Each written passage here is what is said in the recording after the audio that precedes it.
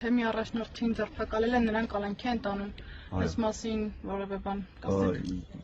Ես չեմ ուզում այդ մասով ինչ-որ մեկնաբանություններ անել։ Հիմա եթե տանում են, գիտեք, պետքա որոշակի բաներ նաև ասեն, թե ինչ պատճառով են տանում։ Իսկ պատճառները հնարավոր է որ այս ամենի հետ կապ ունենա, հնարավոր չունենա։ Ունի, որովհետև այսօր հայտարարել է քննչական կոմիտեն, որ Դանիել Իոնիսյանի բողոքի հիման վրա է տեղի ունենում գործողությունները, իսկ Դանիել Իոնիսյանը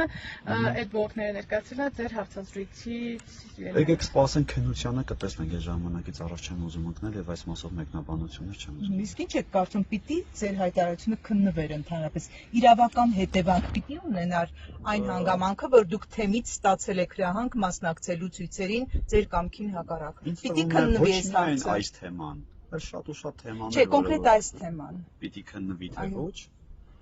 Կարծում եմ պիտի քննվի, ինչու պիտի քննվի, որովհետև եթե եղել է ազատության նկատմամբ ճնշումներ մարդու խոսքի, իրավունքի եւ առհասարակ ընտրությունները կլինեն, ցույցերը կլինեն, դրանք այնպիսի շարժումներ են, որ մարդը գաղափարապես դրան պիտի հարի։ Եթե դու գաղափարապես այդ շարժմանը չես հարում, բայց այնտեղ ես, դա էլ է տարօրինակ։